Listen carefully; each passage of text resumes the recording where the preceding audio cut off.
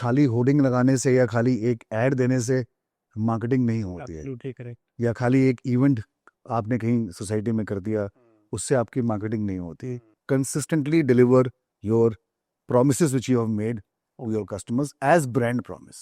Dubai में और India में खाली एक यही फर्क है कि वहाँ की इंस्पेक्शन बॉडी जब रेटिंग देती है तो वो आपका पूरा रेवेन्यू सिस्टम चेंज कर देती है. Okay. Today I will say that franchisee model में ही जाना चाहिए, क्योंकि आपको one stop shop, one umbrella के अंदर आपको एक पूरी की पूरी स्कूल कैसे आपको लॉन्च करना है, कंप्लायंस लेने हैं और कैसे उसको ऑपरेट करना है, Correct. ये पूरी टीम उसके पास है. Correct.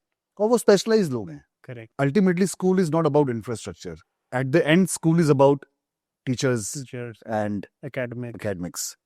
Welcome to the 6th episode of Study and Learn Beyond Academics. आज के इस शो में हमारे साथ हैं मिस्टर आशीष कुमार शर्मा, जो कि खैतान एजुकेशन सेंटर के एग्जीक्यूटिव डायरेक्टर हैं. सर, आपने कई सारे मेजर स्कूल ब्रांड्स के साथ काम किया है, जैसे DPS, GD Goenka, Ambassador School Dubai, गॉड्स इन Khaitan. I once again welcome you into our show. Thank you, Yogesh, for inviting me for this 6th podcast of your organization. तो सर, अगर किसी स्कूल को ब्रांड बनना है, multiple chains across India open करनी है और सक्सेसफुल होना है, तो उसके लिए उन्हें क्या क्या करना चाहिए? एक ब्रांड को बनने के अंदर बहुत मेहनत, सालों की तपस्या and years of consistent hard work and result involve होता है. तो कोई भी ब्रांड अगर बनना होता है तो वो एकदम से ओवरनाइट नहीं बन सकता. करेक्ट. ये मेरा पहला जवाब है. एब्सोल्युटली. उसके लिए बड़ी परिश्रम, बड़ा पेशेंस आपको रखना पड़ेगा. वो कैसे होता है, वो आपका सेकंड क्वेश्चन था जो आपने पूछा है कि वो कैसे बना सकते हैं आप. आई थिंक आपको ब्रांड को बनाने के लिए आपके पास सिस्टम्स, आपके प्रोसेसेस वेल डिफाइंड होने चाहिए, सिस्टम्स इन प्लेस होने चाहिए. आपका जो ब्रांड प्रॉमिस है वो आपको एस्टेब्लिश करना चाहिए पहले, और करना पड़ेगा as a brand. If you establishing a new brand and not going into a franchisee or any other business model, then in that case आपको अपना एक ब्रांड प्रॉमिस को डिफाइन करना पड़ेगा और ब्रांड प्रॉमिस को डिलीवर करना पड़ेगा. Okay. That will start the journey of your branding. और उसको समझने के लिए एक पूरा का पूरा एक मार्केटिंग सिस्टम होता है, मार्केटिंग एंड ब्रांडिंग इकोसिस्टम है, वो समझना बहुत ज़रूरी है. करेक्ट. उसी के थ्रू आप एक ब्रांड बन सकते हो, which is a time taking job. Correct. It's a journey which you have to live. Correct. Consistently आपको रिजल्ट देना पड़ेगा year on year.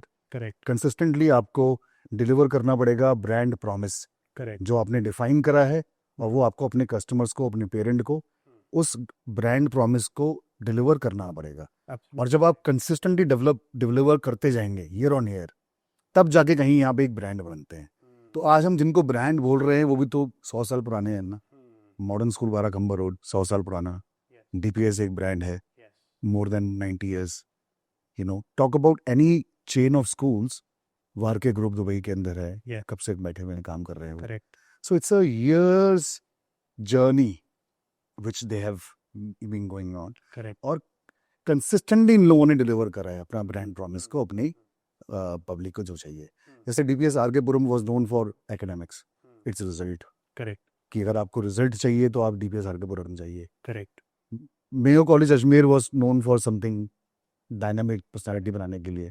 Horse riding सीखनी है, आपको डिबेट में जाना है, you want to become a businessman, correct. आप वहाँ जाइए. तो हर आदमी का, हर स्कूल का अपना एक ब्रांड वैल्यू है. बहुत सालों में वो हुआ है, बट उसका की जो गुरु मंत्र है वो मैंने बताया आपको. Consistently deliver your promises which you have made to your customers as brand promise. Years back, the concept was that you bring in one good brand, open a school, start it, and people will start coming and enrolling in your school. Because the demand and supply role was very different. जनता ज़्यादा थी और बहुत limited से school थे और बहुत options लोगों के पास नहीं थे. Correct. So there was no choice. तो आप कोई सा भी ब्रांड को लेके आइए, अच्छा सेटअप बनाइए, और वहाँ पर आपका लाइन लगता था. करेक्ट. अब वो थोड़ा बदल गया है. अब आपका lot of investors have come in, lot of money has come into education vertical in past 20 years.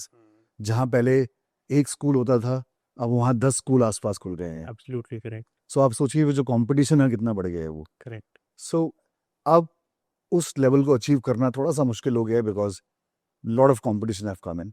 एक पूरा का पूरा सेल्स एंड मार्केटिंग एक इकोसिस्टम होता है. खाली होर्डिंग लगाने से या खाली एक ऐड देने से मार्केटिंग नहीं होती है, एब्सोल्युटली करेक्ट। या खाली एक इवेंट आपने कहीं सोसाइटी में कर दिया उससे आपकी मार्केटिंग नहीं होती है। तो अनफॉर्चुनेटली दिक्कत ये है कि वो प्रमोटर्स को ये समझना पड़ेगा, स्कूल प्रमोटर्स को जो आज 50, 60, 70, 100 करोड़ रुपए लगा के बैठे हैं, कि ये मार्केटिंग और सेल्स का इकोसिस्टम है क्या। अगर मैं आज बोलूं कि परसेप्चुअल सेलेक्टिविटी एक वर्ड है, कि इसका मतलब बताइए, मैं आपको लिख के दे सकता हूँ कि कोई प्रमोटर इसका मतलब नहीं बता पाएगा। परसेप्चुअल सेलेक्टिविटी एक साइंटिफिक वर्ड है जिसके अंदर मार्केटिंग और सेल्स में यूज होता है। ओके उसका एक रोल है अपना एक, और इसीलिए उसको जोड़ा गया है विजिबिलिटी के साथ में। Okay now visibility can be your hoarding, can be your add, visibility can be anything, right. तो आपका जो पूरा इकोसिस्टम है वो पूरा रिवॉल्व करता है अवेयरनेस के ऊपर, ब्रांडिंग के ऊपर, you know. So your marketing plan for creating awareness will be something else. Your marketing plan for creating branding will be something else. Absolutely correct. So perceptual selectivity is falling into which category you don't know. तो ऐसे ही पूरा का पूरा एक system है जो अभी किसी को मालूम नहीं है, लेकिन लोग प्रोमोटर्स धीरे धीरे उस पर आ रहे हैं क्योंकि इनरोलमेंट नहीं हो रहे हैं। उनको नहीं मालूम है कि उनको स्कूल को कैसे पोजीशन करना है, करेक्ट राइट। अब उनको ये नहीं मालूम कि उनकी जो ब्रांड प्रॉमिस है वो क्या है। करेक्ट। जैसे डीपीएस की एक ब्रांड प्रॉमिस है, आपको मालूम है क्या है? भाई शान साहब ने लोगो देखा हो तो नहीं, वो लोगो में छपी हुई है वो। I do not. So DPS के लोगो में छपा हुआ है सर्विस बिफोर सेल्फ। तो ये उनकी ब्रांड प्रॉमिस है। जो बच्चा जब बाहर निकलता है स्कूल से तो वो तो आना ही चाहिए करेक्ट। सर्विस कि भाई मैं पहले सर्विस दूंगा सर्विस नेशन को, कंट्री को, पेरेंट को, अपने सोसाइटी को, फिर मैं अपने बारे में सोचूंगा। ये सर आपने दुबई में भी काम किया है, would you let us know Dubai और इंडिया के एजुकेशन सिस्टम में क्या डिफरेंसेस हैं? Yogesh, Dubai I have been there for a very brief period, but मेरा तजुर्बा वहाँ पर जो था वो लाइफ चेंजिंग था। दुबई के अंदर बिकॉज पॉपुलेशन दुबई की 42% तो इंडियंस ही है, एब्सोल्युटली 10-12% इमराती हैं, यस। फिलीपींस हैं, पाकिस्तानी हैं, एंड देन इंडियंस हैं। तो इसीलिए वहाँ पे सीबीएसई स्कूल्स ज़्यादा है। तो क्योंकि 42% को कैटर करना है तो इंडियन स्कूल्स होने चाहिए। अब इंडियन स्कूल सारे सीबीएसई होते हैं। In terms of education there is nothing, there is no difference because the board is same. Okay CBSE board India के अंदर भी वही है, दुबई के अंदर भी वही है। Correct nothing changes there. Correct. What changes is the DSIB inspection, DSIB body. So DSIB is Dubai Inspection School Body something. Okay So this DSIB is an inspection body okay wherein they come and they inspect every school of Dubai okay. once in a year and they give you ranking. And by the way, this is only in Dubai. Ajman, Sharjah, Abu Dhabi, कहीं पर भी नहीं. This is specifically for Dubai. Called as 7 Emirates हैं उनमें से only only in Dubai. Dubai. This body is called DSIB. Okay And this is an inspection body apart from KHDA. Okay Now, what makes that country different from India, despite the fact it is a CBSE board, is the inspection which they do every year. Okay And based on inspection, they give you rating. जैसे हमारे यहाँ फिल्मों को rating मिलती है, Yes. ऐसे ही वहाँ पर स्कूल्स को हर साल रेटिंग मिलती है। रेटिंग होती है good, outstanding, meeting expectation and below expectation. और इन चारों रेटिंग के बिहाफ पर आप अपनी स्कूल की फीस डिसाइड करते हैं हर साल। Okay Now that changes everything. Yeah. क्योंकि आप सोचिए कि हर साल आपकी एक इंस्पेक्शन करेगा कोई अचानक से, करेक्ट और इंस्पेक्शन आपकी 360 डिग्रीज होती है। ओके एकेडमिक इंस्पेक्शन होती है, infrastructure, compliances, operations, okay accounting system Okay. And parent satisfaction. बहुत बड़ा एक उनका ग्रेडिंग, उनके इंस्पेक्शन के अंदर बहुत बड़ा पैरामीटर है कि आपका बच्चा क्या सीख रहा है, आपका पेरेंट सेटिस्फाइड है या नहीं है। Correct So they are very customer centric correct country, by the way. And after the rating is given to you, Okay. after inspection, based on that you can decide your fee. So imagine करो कि आपकी हर साल आपकी जो आपका revenue है पूरा, क्योंकि दुबई में तो स्कूल प्रॉफिट मेकिंग चला सकते हो आप। करेक्ट इंडिया के अंदर it is no profit loss concept, Correct. Society और ट्रस्ट। दुबई में as a company you run a school as a business. Okay now imagine that one rating changes your revenue every year. Yes. That is something which I have seen.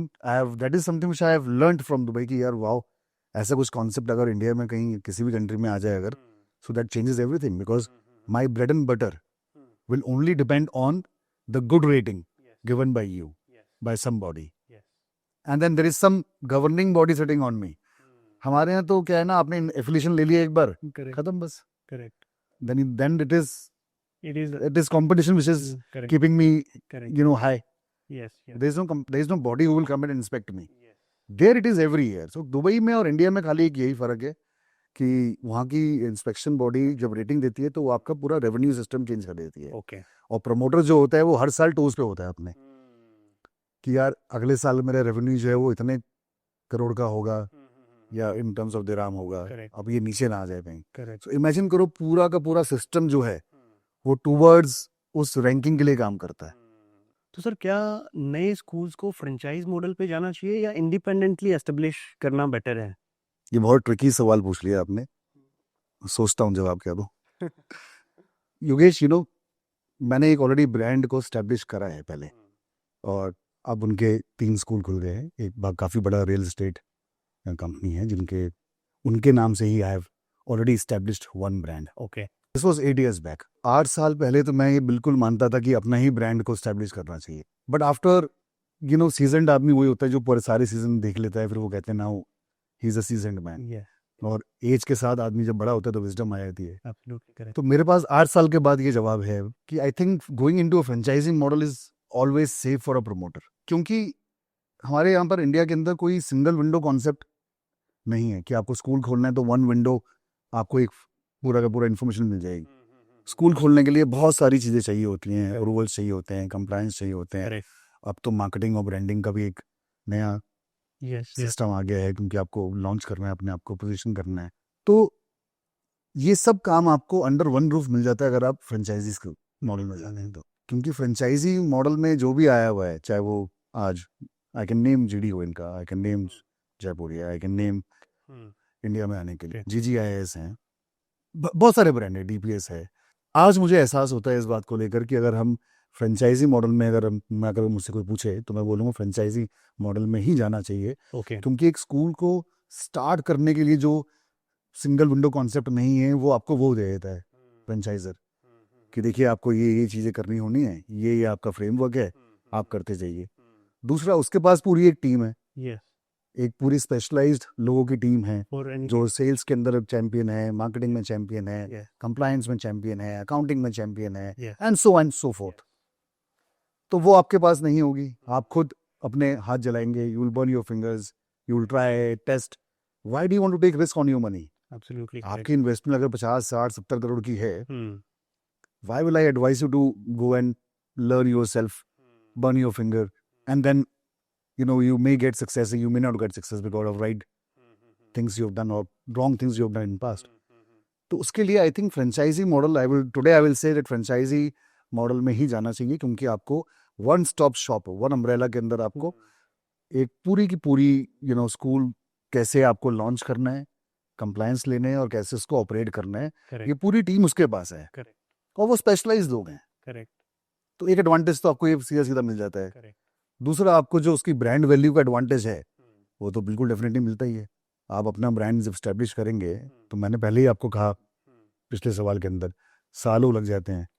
जिस इंसान ने 100 साल लगाए हैं अपने brand को establish करने के लिए, अगर आपको वो मिल जाता है तो व्हाई नॉट. सो या answer is that should go into a franchise model. Don't burn your fingers. क्यों पसीना बहाना जबरदस्ती जब एक है सामने. All right sir. तो सर एक अच्छे स्कूल में इंफ्रास्ट्रक्चर कैसा होना चाहिए? आई मीन क्या क्या होना चाहिए एक अच्छे स्कूल के अंदर? देखिए, ये भी बड़ा बाउंसर मारी है आपने देखा रही दोबारा से. क्योंकि अगर मैं बोलूँगा कि इंफ्रास्ट्रक्चर आपका AC होना चाहिए, वैसा होना चाहिए, तो जिनके पास नहीं है वो कहेंगे ये क्या बोल दिया आप. जोक्स अपार्ट, इंफ्रास्ट्रक्चर जैसे इंग्लिश में हम बोलते हैं कि environment should be conducive environment होना चाहिए. बच्चों के लिए एक अच्छा इंफ्रास्ट्रक्चर होना चाहिए जहाँ पर हाइजीन की पे ध्यान दिया जाए. क्लासरूम साइज अच्छा हो, ओके क्रॉस वेंटिलेशन हो, and child should be happy coming to the school. तो मैं बड़ा न्यूट्रल स्टेटमेंट दूंगा यहाँ पर. मैं मैं आपको ये बोलूँगा कि 5 स्टार स्कूल बनाइए जहाँ पे कंडीशन हो, 5 स्टार फैसिलिटीज़ हो. ना मैं आपको ये बोलूँगा कि ऐसा स्कूल बनाइए जहाँ पर ये सब ना हो. I think I will sit on fence here कि आप अच्छा स्कूल बनाइए जहाँ पर बच्चा का आने का मन करे. Ultimately school is not about infrastructure. at the end, school is about teachers teachers, and academic, academics. then So, values and all yeah, these things. Yeah. The child should be happy. Parents should be happy. You know, your child should get what his father and mother has aspired him to learn from your school. Yes, yes, yes. Right? Value system मिलना चाहिए उसको. Correct. उसको education मिलनी चाहिए अच्छी. Correct. He should be a good citizen. He should know how to respect his family. Basic चीजें होनी चाहिए. Correct. तो infrastructure plays a very, I would say, small component. But to answer your question, it should be conducive environment होना चाहिए बच्चों के लिए. So a conducive environment is something which is basically being recommended. हाँ, साफ सुथरा रखो यार, स्कूल को साफ सुथरा रखो, हाइजीन Hmm. का ध्यान रखो. अल्टीमेटली स्कूल बिल्डिंगों से तो बनता नहीं है, ईंट से Absolutely. बनता टीचरों से है. बिल्कुल सही. तो आपका एकेडमिक स्टाफ, आपकी टीम कैसी है, वो जरूरी है Hmm. एंड में. सो इंफ्रास्ट्रक्चर खाली इतना ही जरूरी होता है कि बच्चे को जगह मिले बैठने के लिए, स्पेशियस हो, बाथरूम जाए, बाहर जाए, साफ सुथरा हो, Hmm. गंदा ना हो, Hygiene हो. हाइजीन हो, टेक्नोलॉजी यूज करे हो. Yes. राइट. इंफ्रास्ट्रक्चर, अगर आप मुझसे पूछेंगे कि आप क्या बोलना चाहते हैं, I would say infrastructure technology को आप इम्बाइब करिए, क्योंकि अब वर्ल्ड जा रही है एआई के ऊपर, एजीआई के ऊपर. Correct. एजीआई बोलते हैं ना उसको, Yes. जो नेक्स्ट लेवल है एआई का. Right? Robotics and all Robotics. these things are coming up. या सो आपका इंफ्रास्ट्रक्चर आपका will play only that much role, I think, जहां पर आपका टेक्नोलॉजी वाइज स्कूल अच्छा होना चाहिए. Okay. So if you ask me, one liner for good infrastructure is a school which is technology driven. Wonderful. Sir, thank you so much for coming to the show. It was great seeing you here into our show. No, thank you so much, Yogesh.